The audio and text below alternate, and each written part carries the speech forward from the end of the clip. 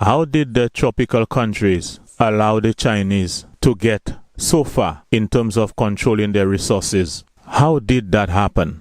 When you look across the globe, specifically in Africa and in the Caribbean, and also to a small extent in black communities in America, it seems as if we have just allowed the Chinese to just take over our resources and opportunities that we have, our limited opportunities, that is.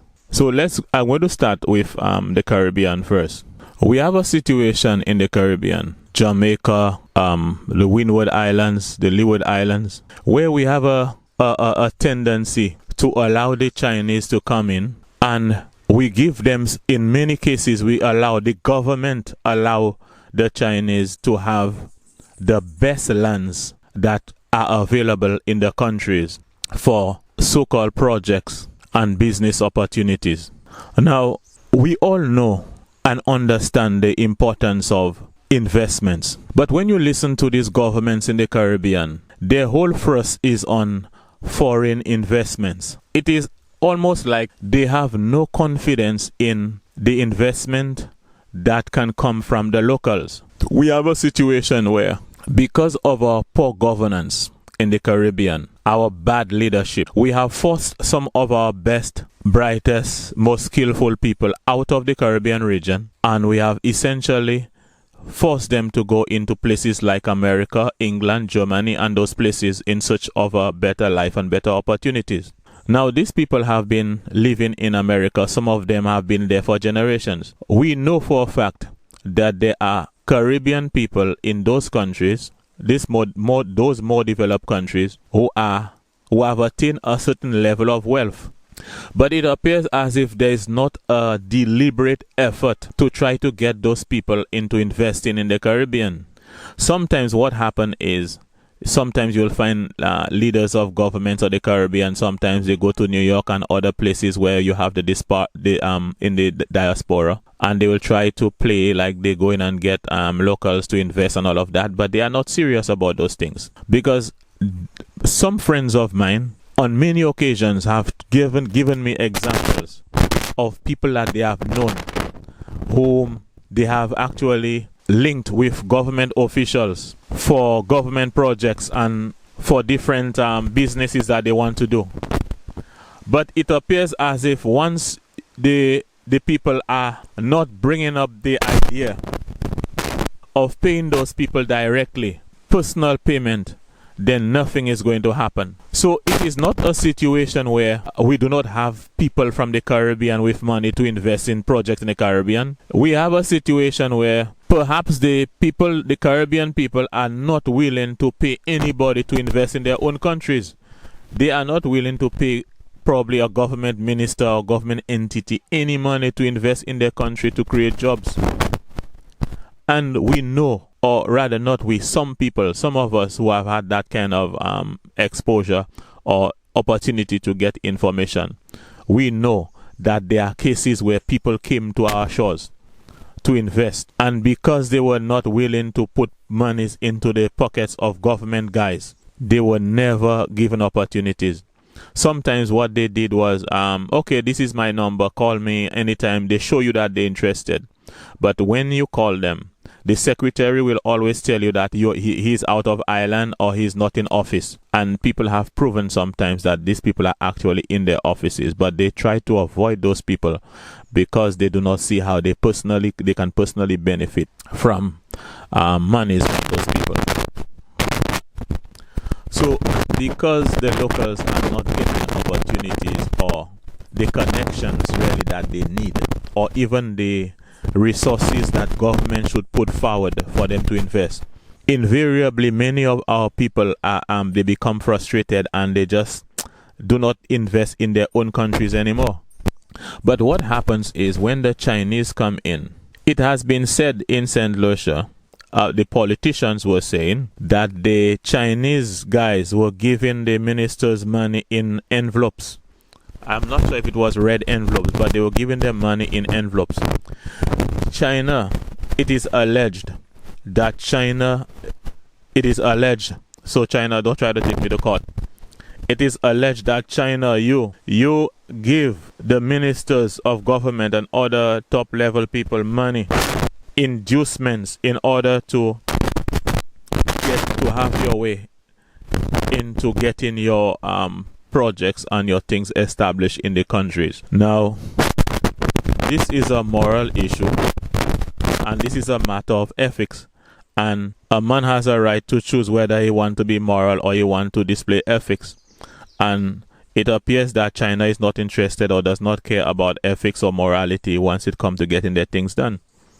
But so in a case like that, it is our people who have the problem. They are the ones without morals. They are the ones without ethics, because how dare you sell opportunities that are reserved for your people to Chinese? Because I will come to you, a lot of you people, for example, in St. Lucia, we have sent people to you.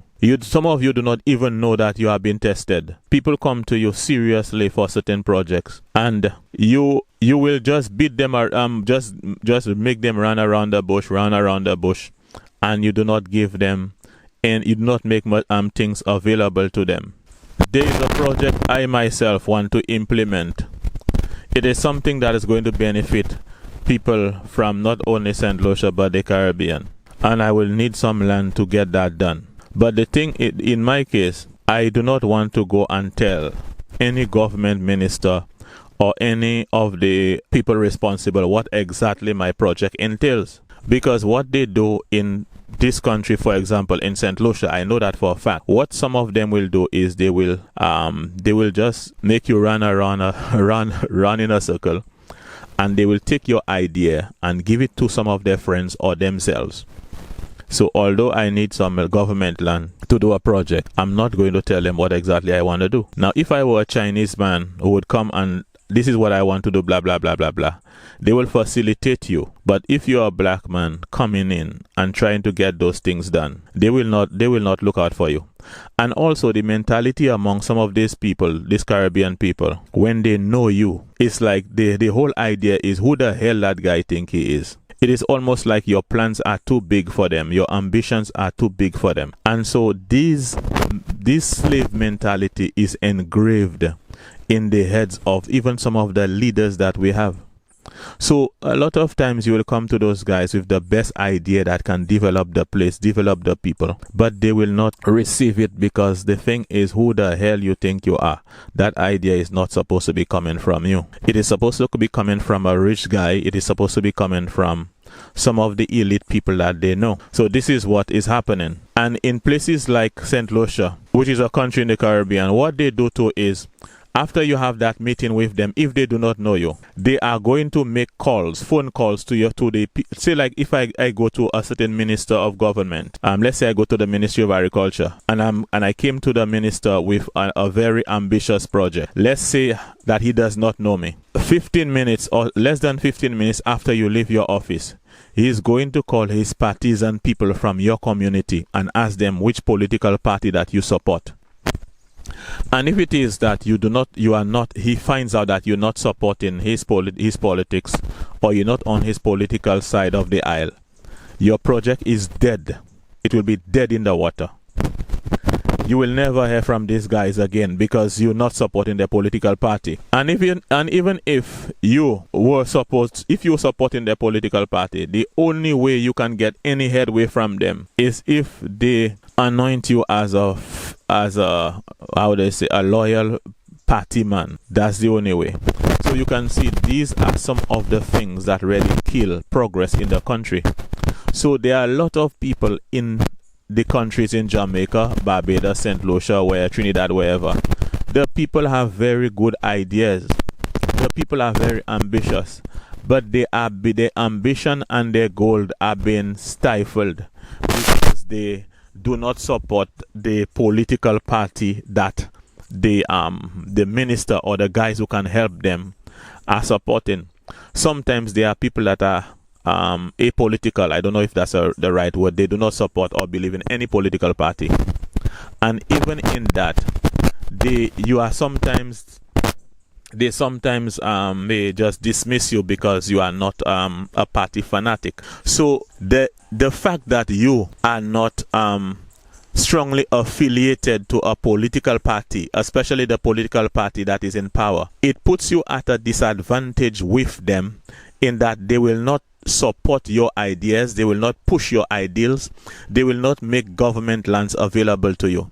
Now, it is not that these guys are granting you a favor. These are lands that are government lands. These are state lands that are available for you, for your use, for development. But because of the fact that you do not support their political party, you are denied access to the state lands. The other thing that is causing the locals to be at a disadvantage, thereby paving the way for the Chinese to come and rancho, is because you being a local, sometimes you end up paying probably sometimes probably maybe 100 times more than what the Chinese man will pay.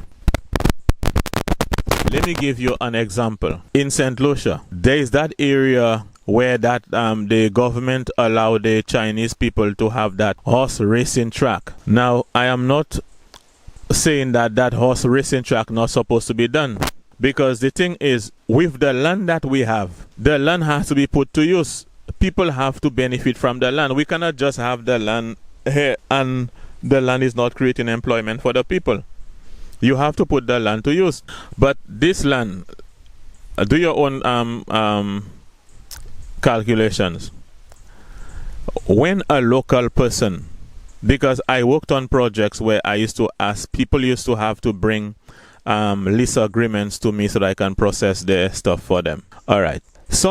And I had customers who are actually from that same area where that hosting is happening. Now, these guys would come in with a lease agreement saying that where they would lease their land for around $1,200, $1,200 to $1,400 EC dollars per acre per year. Okay, a local would lease 1 acre of land for $1,000 to at least $1,200 an acre per year. These same lands were leased to the Chinese people for 99 US cents per acre per year. So you see how the vibe go. The local pays $1,200 EC dollars, and the Chinaman pays roughly around a dollar and something US dollars per acre. So you see how your country breaks it down for you. The place that you were born, the place where your mother opened up to birth you, you will be paying around $1 and something US cents per acre, whereas the Chinaman will pay.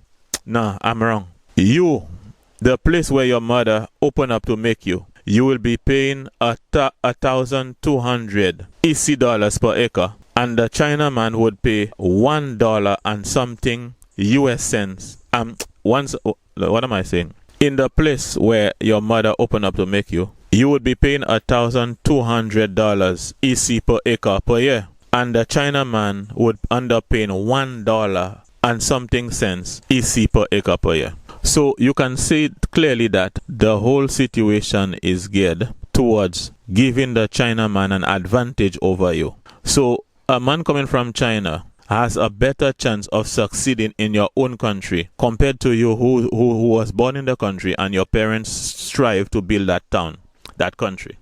The other thing is, there are opportunities that actually should be left for the people of the country. I remember in St. Lucia, it was a situation where, and you could verify that yourself, there was a situation where the Chinese could have sold products wholesale, but they were not supposed to engage in retailing of goods. Okay, now even while that thing was still on the books in the Ministry of Commerce, whereas that provision was there, the Chinese could have sold wholesale, but they could not sell retail. They were still selling retail, and they knew that, the people knew that, and they were still allowing that. So you look at this, you have all these people, sometimes we have ladies who have children, okay, and that's a good way that they could make a living to help them feed their children. They could probably buy these Chinese products from the Chinese people wholesale and sell it retail. But then the Chinese now have they getting the money all around. Okay, they sell in wholesale and retail, whereas the law made provision for them to sell only wholesale. So all around you can see that the government is basically catering to give the Chinese an advantage over you. So these are some of the reasons why the Chinese are coming now in large numbers, and they coming to take over, and you who are from the country cannot eat properly. This is how they do it in the Caribbean. So these are some of the ways they come in and they take over. Now the other thing is, the other way in which the Chinese come and take over is because there is an element in black people that I have seen where they have a propensity to support anything that does not look like them, but they will criticize everything that black people own. It is very common for black people to criticize and to complain about shops owned by black people like them. Now, there are cases in which sometimes it is clear that some of these people who own shops in these countries like Jamaica, St. Lucia, wherever, some of our people sell their products too expensive. I mean, they just kill people with their prices. But we have cases where sometimes, even when your product is cheaper than other places, they will not buy from you. I'm going to just watch this. Just observe something. You will find somebody opening a Chinese shop selling goods, and you will have a black person selling the same product on the other side of the road. And invariably, most of the black people will go and buy from the Chinese person. So there need to be a mentality in the heads of the people where people need to know that they have to support their own first. There's a song that I heard a long time ago. It's a rap song which says, if worse come to worse, my people come first. And I think that is a good emblem. That's a good ideology for us to move around with. Because how can you support people that you do not know, and the people that you know, you behave like you have something against them? This is why Jesus say, how can you love God that you cannot see, and yet still the people that you can see, you hate them? It is the same thing. So what happened is, black people themselves, the psyche of the black people, is contributing strongly to their exploitation, because the person who is like them okay, so essentially the psyche of the black person, where they will refuse to support somebody from their own community who has a business and support the China person instead. That psyche, it is what is causing the Chinese people to dominate in business in Africa and in the Caribbean. Because you will have a business where your things will be at a good price and they will still go and support the Chinese. Now look at in places like the United States of America. In communities that are predominantly black, you will have Chinese and Korean and those people having places where they do nails. But black people in America will go to these places in large numbers. And we have seen so many tapes of black people being beaten by the Chinese people and the Koreans in their nail shop and in other places, and for different reasons.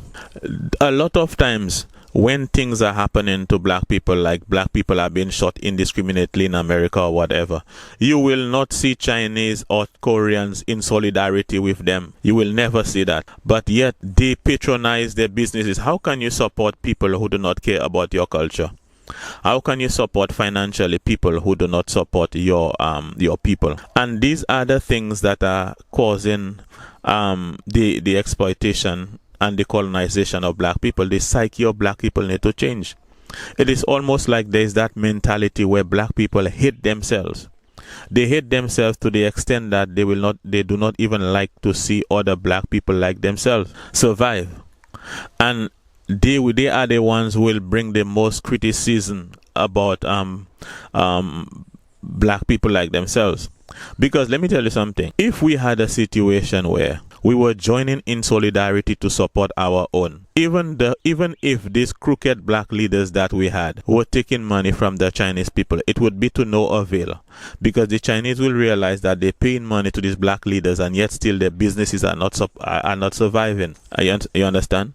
And so it really would be something that, it would just be a waste of time. So fundamentally, to counteract that problem of the exploitation and colonization of Africa by Africa and the Caribbean by these Chinese people. We need to first of all support other black businesses, and we need to stop buying from these Chinese shops. And in spite of the fact that they colonize in your country, when you look in Africa, for example, there are at least 10 million Chinese living in Africa. Yet look at how they treat Africans in China. Look, just this week we had a situation where they quarantine people for 14 days, but it's like they're going back after black people to quarantine them again. And the black people who have apartments in that place, I think it was Guangzhou, they evicted the people from their apartments, and the people were literally sleeping on the streets. And you can see the police following them so that they like to move them away and to push them in an undesirable area. We also saw on the internet situations where at McDonald's, they were not selling to black people. They were not selling to the Africans. They were not selling to them. The Chinese were doing that. And even the Chinese actually made cartoons. They were making cartoons to saying bad things about black people. And these are the same people our leaders, black leaders in the Caribbean and in Africa, are allowing to come to our country. Let me tell you something. You see, a lot of these people in the Caribbean, I know for a fact, they are very stubborn and they will support a political party ahead of themselves and their families. But our undoing will be because of our undying support for these political parties. We need to stop putting these political parties ahead of the nation, ahead of what is important. This is going to be our problem in these places, supporting of these political parties. So what we have is, whereas we supposed to be dealing with these leaders, we cannot deal with them efficiently because people are protecting them, and because they're so eager protecting their political parties. But at the end of the day, what we're going to have is a situation where your children and your grandchildren, they are the ones that will have to deal with the backlash from all of these side deals and bad deals that were made with these Chinese. And the thing is, when they're making these deals with these Chinese, they're making these deals for 99 years. 99 years. These are the kind of deals that they make. Now imagine your great-grandchildren having to deal with these situations that they heard about, but look, they have to deal with them now. You have to think of the generations that are coming after you. You cannot sell your country to these Chinese, and then the children coming after have to deal with these bad deals. The other thing is, you have people in the diaspora, you have people in America and those places that want to come back to the Caribbean and Africa and establish businesses and establish different housing projects and things like that. Now, when you give all your best to the Chinese, what is going to be available for your own people when they come? So these are some of the things that we need to consider. We need to stop being loyal to political parties and think about the country. Think about the future of the children. Think about these deals that you're making with these Chinese. How is going to be affecting the generations of children to come? Yeah. We need to think also, as we have said, these politicians, you do not put stumbling blocks in the way of your people who have ambitious projects. There are people who have ambitious projects that can employ a lot of people. But because of the fact that they do not support your political parties, or because they do not pay you personally, you do not do anything to facilitate this project. Whereas the government land is available for those things. There are funding available for those things, and yet you will never inform them of it because you cannot benefit personally. So what I think in closing is, we need to change as the people on the ground. We need to stop being loyal to political parties and start being loyal to the country. We need to find ways. We need to be vigilant, and we need to ask questions. If it is that you're giving all these lands to these Chinese, what will your children get for the project? The people that we have overseas, what will be available to them? And principally, with all our ambitious big projects, we need to give preference to the people that we have overseas.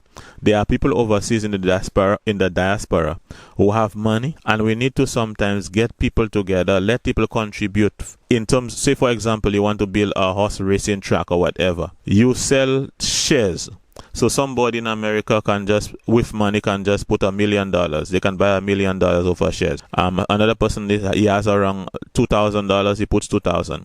At the end of the day, we have people from the Caribbean, people from your country, putting buying shares into these big projects, and we do not need those Chinese to get involved. So, but we need to change the way we think. We need to change the way we do business, and we need to keep our resources for ourselves. We need to do those things. And with this virus situation, it has really opened our eyes to really how we should change to do things more efficiently and better as time go by. Keep the fire burning.